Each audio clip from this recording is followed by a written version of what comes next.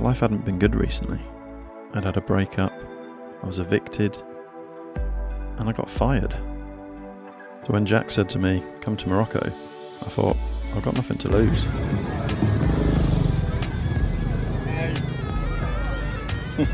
Assalamu alaikum, habibi.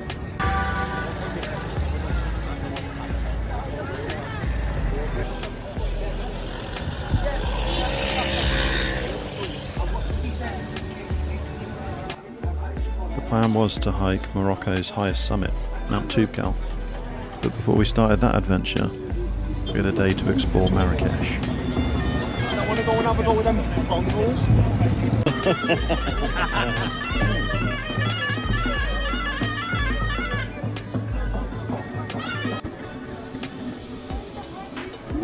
As you can hear, Marrakesh is one busy, noisy city. The locals are doing anything they can to try and make some money. They'll throw snakes on you and try and take pictures, and they've got monkeys dressed in babies' clothes. There's snake charmers playing little pipes, and everything's just aimed at tourists to give them some money. As with any tourist city, you have to be on high alert for pickpockets and scam artists. We took refuge in a rooftop bar, away from the chaos. Come on. Would you climb with me, Gary? Would you come with me? Marrakesh was nothing like the friendly, enjoyable city I was hoping it to be. I found myself questioning, why had I come on this trip? The simple answer was, I didn't have much else to do. My first plan was to go on a solo trip to Iceland, but I'd already missed out on several opportunities to hike Toubkal with other groups of friends. And so, here I am. We all loaded into the shuttle bus and headed off into the darkness. We got dropped off at our hostel in a little village called Imlil. I'm repacking. Jack's gonna test out how solid the beds are. Shower, I'm repacking. Come on, Jack. You didn't even bounce, you literally just stopped. We all got allocated our rooms, and then we sat and had a community meal together. The next morning, we opened the windows and were greeted by the sight of the mountains, something we hadn't yet seen because of our arrival at night. Seeing the size of these things for the first time was quite daunting.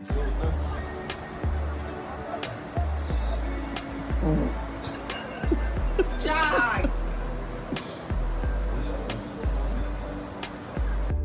The sun was out that first morning. We packed our bags and left the hostel, heading into the mountains.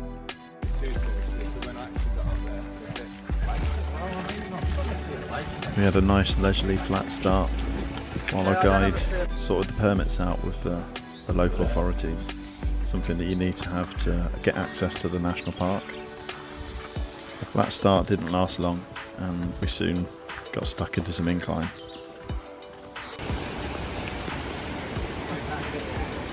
Go on, just...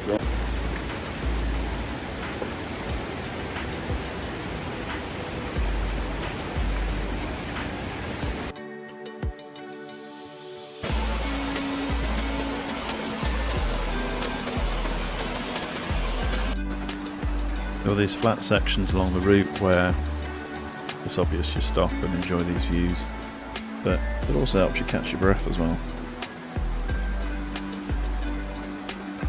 There were 15 of us in our group, including 2 guides who were showing us the way, and it was quite a leisurely pace. Most of us had all flown out together, and we knew each other through Instagram.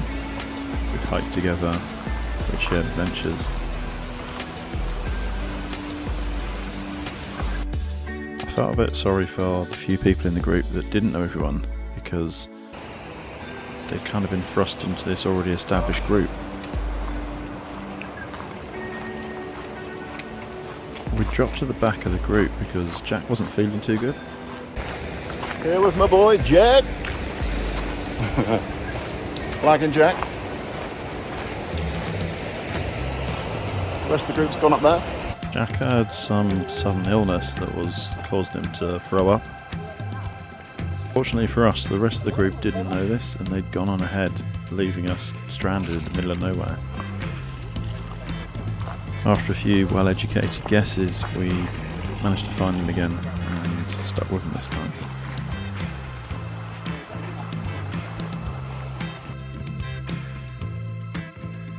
Tried to get some electrolyte tablets and water into Jack, but he was really flagging, and we didn't know if he'd be able to carry on or if he'd have to turn back.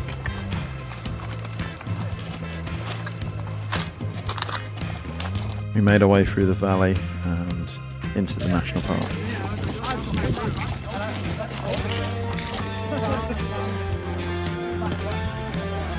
Where of course you have to take the official national park sign photo. I always said I want to come back here one day. Just spend a long time in that building. The incline was steep, but it was gradual, so it didn't feel too bad.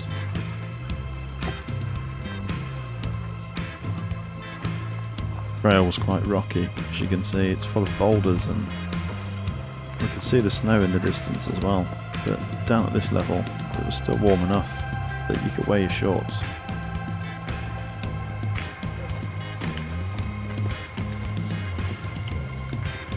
Nice road. Jack was still struggling at this point, and we were making sure he kept at the front of the group so he didn't get left behind.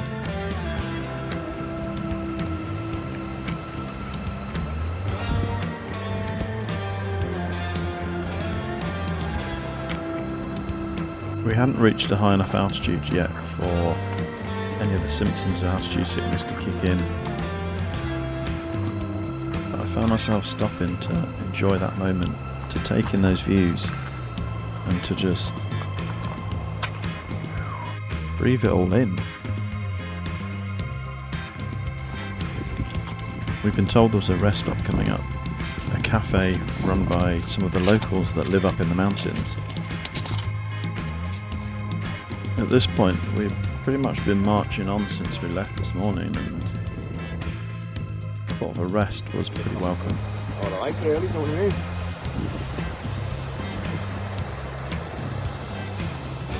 Little did we know Jack's saviour was just up ahead. Here we found the magic potion known as Pulpy. Pulpy isn't exactly magic, it's just orange juice. But this guy living up in the mountains was freshly squeezing oranges. Jack had one glass of that Pulpy, and I swear he was ready to run up that mountain. He didn't, but I reckon he could have. It was the sweetest, freshest tasting orange juice I've ever had in any country around the world. And just the flavour of that gave him that boost that he needed. The temperature started dropping a little and the wind picked up. And you could tell we were reaching a decent level of altitude by the level of the snow that was starting to creep in. We didn't really have any say in the pace of the group or when we get to stop, and nobody really knew where the route was going, so we just plodded on following the guides.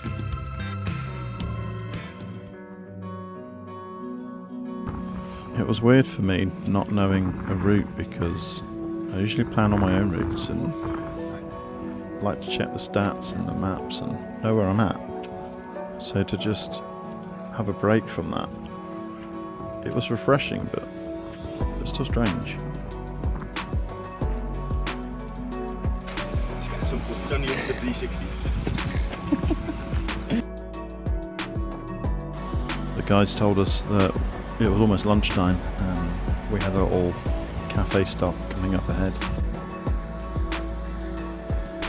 This seemed to make everyone's pace increase pretty rapidly, and before you knew it, we stopped at the little cafe. It was so nice to sit down, put our feet up, take our packs off, and have a nice pot of Moroccan tea.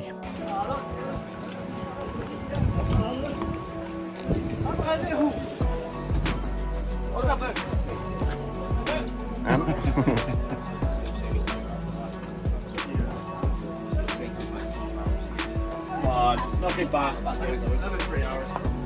He's alive again.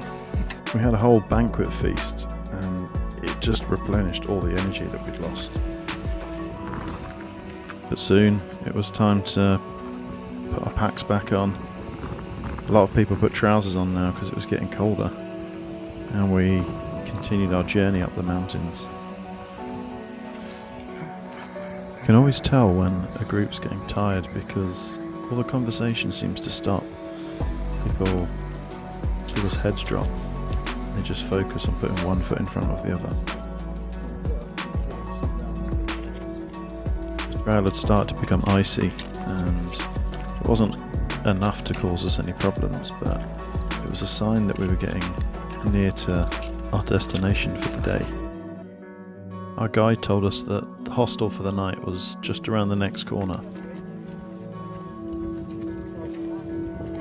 We could just make out the hostel in the distance, just nestled in the snow. It was what we needed for that last final push, knowing that a nice hot meal and our comfy beds were waiting for us.